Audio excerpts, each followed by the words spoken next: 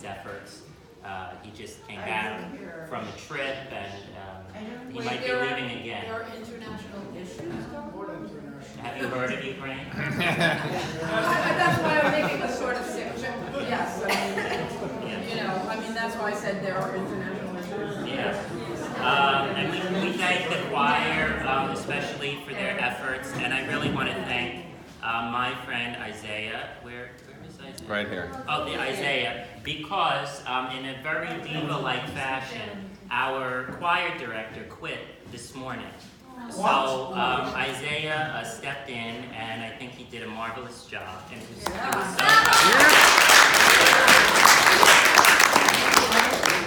Is he going to be director? just for today, as far as I know. But that's, I guess, another drama, just waiting to happen. And of course, Dennis Rokari, who prepared the food, all of our favorite Russian food.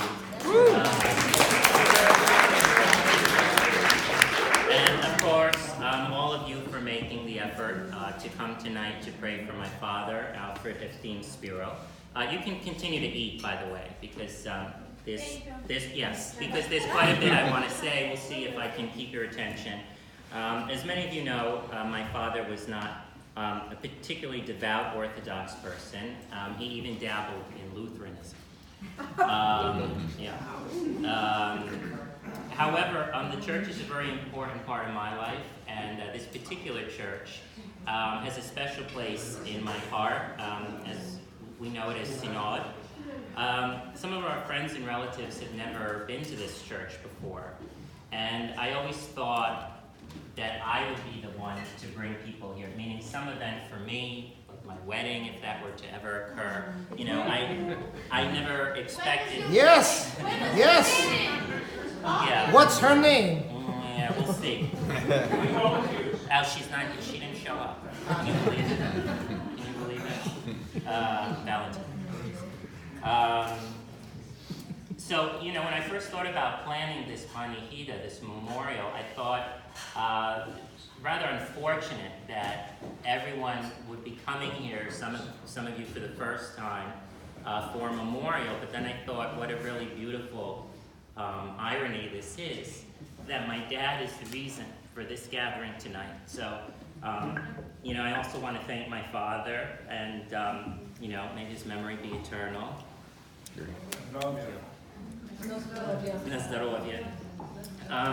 My father actually met our Metropolitan for my name's day many years ago. We went out for brunch afterwards. My father's last visit to church in life was actually to Synod. Can you hear me? Yeah. He was here for the Christmas Eve service, and Christmas on the old calendar is in January 2018. It became kind of a tradition that we would go to the service here and then go out to a nearby restaurant, usually Paola's, which is right around the corner. For those of you who have joined us, I hope you realize how important that was to my dad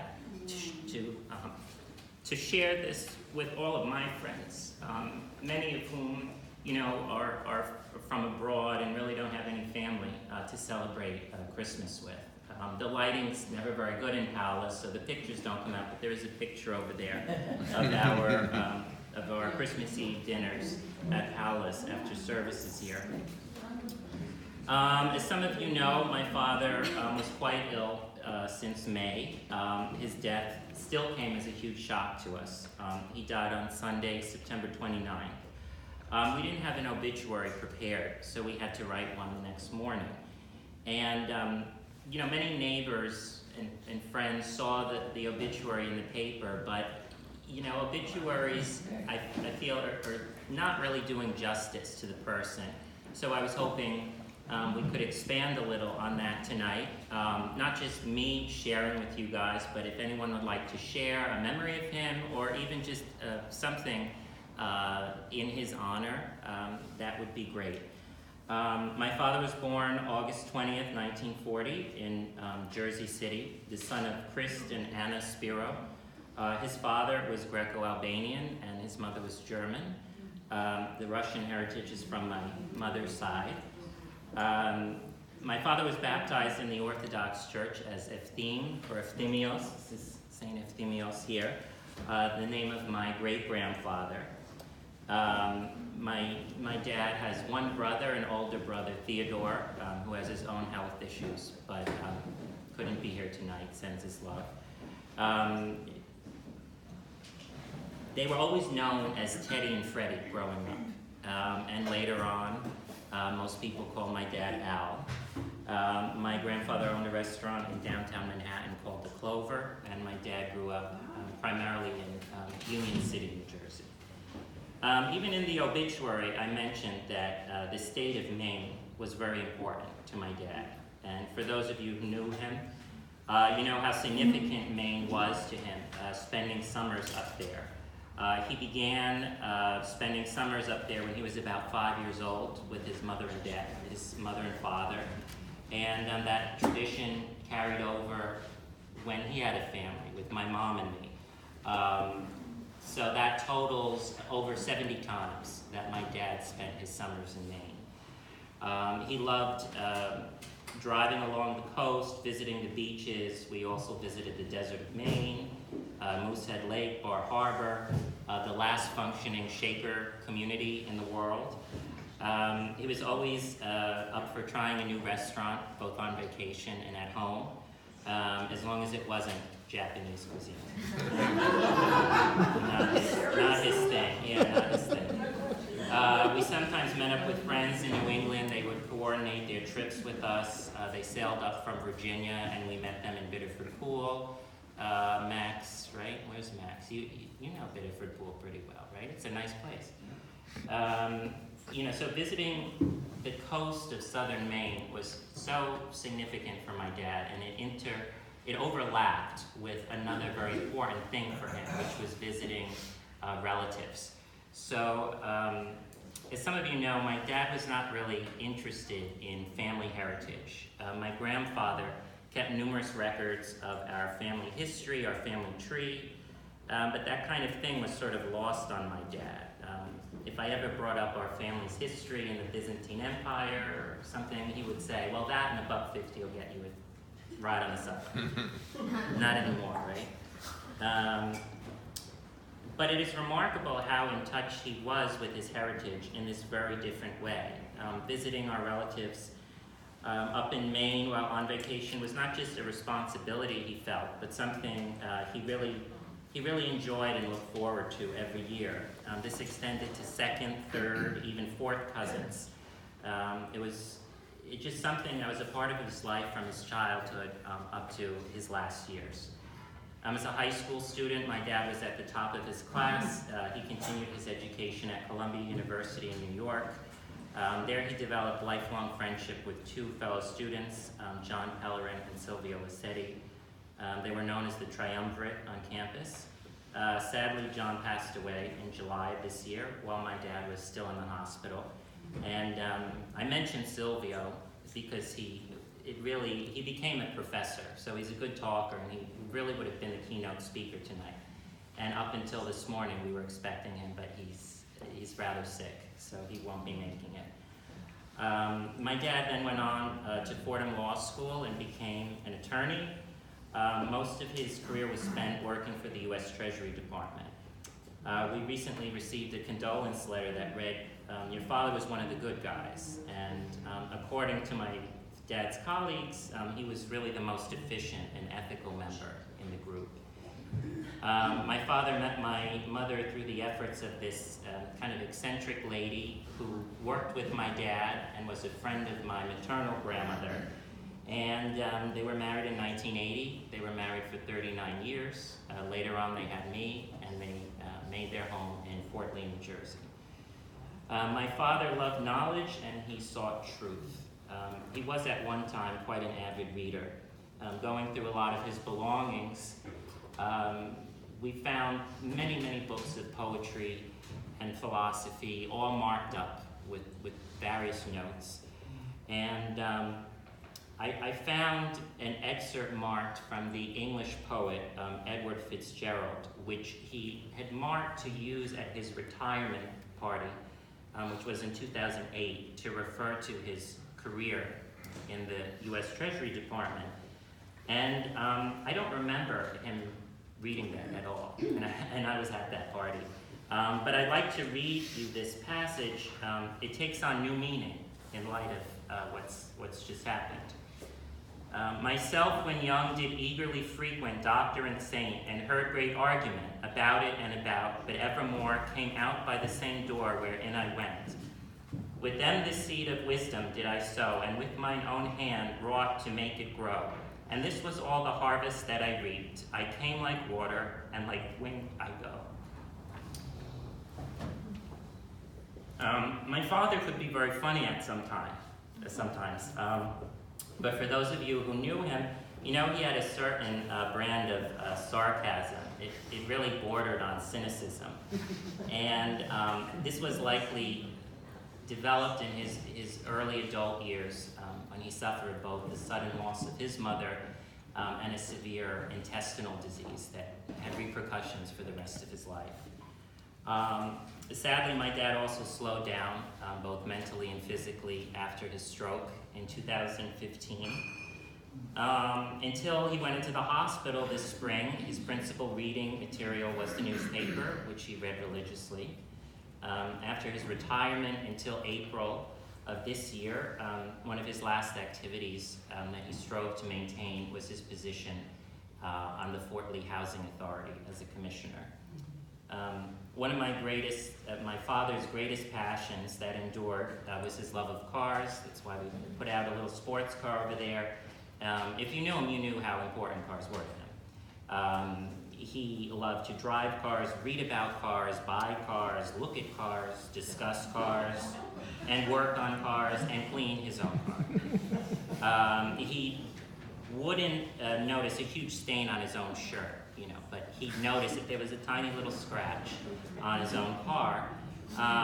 In his prime, he was a very fast driver. As my mom can confirm, one of his unfulfilled dreams was to be a race car driver. My dad also loved music. He really had an appreciation for all types of music. People would be quite surprised to know that this city boy really had a passion for country and western music. He took accordion lessons in his youth, interestingly. He liked barbershop quartets. Until recently, he enjoyed attending concerts given by the Orpheus Club, in which a family friend sings. My parents brought me to Broadway shows as a child, and we'd often buy the CDs and listen at home. We'd even listen to some of the old Broadway records, like Little Abner. I remember especially seeing Damn Yankees when I was a kid, and we got the music, we listened at home. The two of us would mouth the words in the backyard. It was good memories. And he loved rock and roll as well. He always felt nostalgia when Elvis came on the radio. And he started me with an appreciation for the flute. He bought a lot of CDs of James Galway, and I continue to enjoy those. My father also loved classical music, so we were privileged to attend many concerts in this very hall up until some of the last months of his life. And of course, he loved coming here to listen to the beautiful music of the choir. So we really thank you for that. My father, unlike my mother or myself, was not a lover of world travel. Okay, so my parents spent their honeymoon in the Caribbean. He took a few trips to Virginia, Bermuda, Florida. He did go across country with his parents when he was a child. And of course there was Maine. And that was about the extent of my father's travels until I came along and until I went to college in DC. He ended up loving visiting DC. And then I studied abroad in Japan. And we really didn't think he would make that trip, but he did it. We visited my host family. This was over my spring break. We visited my campus, and together the three of us traveled throughout the country and visited places like Kyoto, Hiroshima, Okayama. We also attended the Orthodox Cathedral Nikodaido in Tokyo. And there he did try some Japanese food, but mostly we ate in all of the best Italian and Chinese restaurants throughout Japan. After the extreme loss of losing a parent, I'm told it is important to hold on to the good memories. Some of the pictures here help to recall those memories. Our time in Maine, in Japan, holidays, family events, all that fun stuff. I hope I will be able to keep these positive memories in my heart, especially Christmases, which took place at our house with my grandmother, who's here tonight, 100 years old.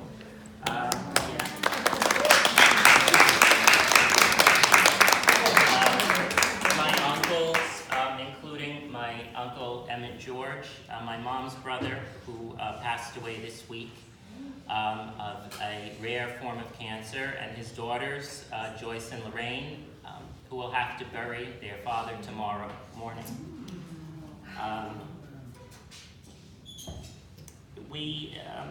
We believe the last picture, actually, of my father was my grandmother's 100th birthday, which took place this April. And, we're so glad she could make it tonight to remember my father, and also her son, my uncle.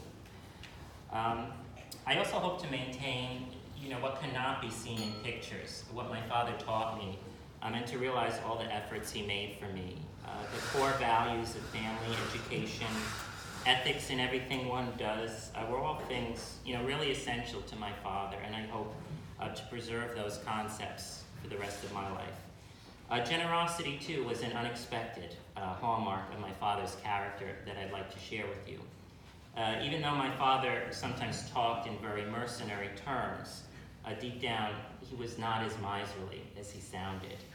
I remember as a child sending food to our relatives who were trapped in Albania after the spread of communism in Eastern Europe. My father made this effort for cousins he never met.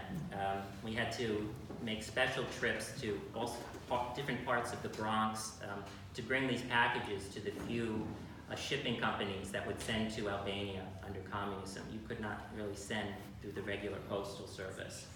After the fall of communism, we continued to send gifts, especially to the children and grandchildren of my father's cousins over there. I'd like to read you a brief note I received from two girls who are granddaughters of my father's cousin. They're both now classical musicians in Paris. We remember all that your parents have done for us at a time when there was nothing in Albania. All the gifts, all these years, they made our childhood beautiful. Gifts for cousins that he never met. Nobody does that. Even though we never got to know him, he will always be remembered. He and all your family took good care of us every year, and we will never forget that. We love you and send you our prayers in these difficult times. A more recent example of my father's unassuming generosity relates to the RNA, the Russian Nobility Association. As junior co-chair a few years ago, I was starting to panic because we could not find a suitable place for the pre-party to the spring ball. Big catastrophe, right? The only place available that was nice is the Polish Cultural Institute, the Kosciuszko Foundation on 65th Street.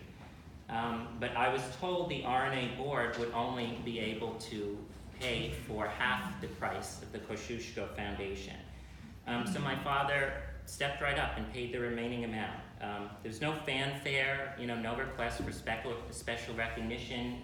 There was, in fact, no recognition. He just felt it was the right thing to do because it was important to his son. For those of you who knew my father, I wish you to hold on to those good memories as well of the best of who my father was. For those of you who didn't know my father, after tonight, I hope you will feel a little more like you did know him as a dear friend. Even though the three of us were all quite different from one another, my mother, my father, and I formed a unit that has been irreparably broken. My mother and I will not easily get through the grief of this great loss. We ended the Panichida tonight in church with a composition by Pavel Chesnakov. The hymn is called, in Slavonic, Carství Tvoje, and it's primarily the Beatitudes, which are the words of Jesus Christ from his Sermon on the Mount. However, the opening line of that hymn is adapted from the Good Thief's statement to Christ on the cross. Remember me, O Lord, in thy kingdom. And that is our greatest hope for ourselves and especially for my father at this time. Once again, I invite anyone who would like to share a memory about my father or any sort of thing you'd like to throw out there in the spirit of this night. Please feel comfortable to stand up and speak. Also, a little later in the evening, our dear friend Denis Savelyev, a flautist, along with his sister Anna, a pianist, will play a few pieces in memory of my father. She just flew in from New Orleans, actually. And don't worry, the concert's coming. It's coming. So, again, thank you all for coming and sharing this evening with my mother and me. Thank you.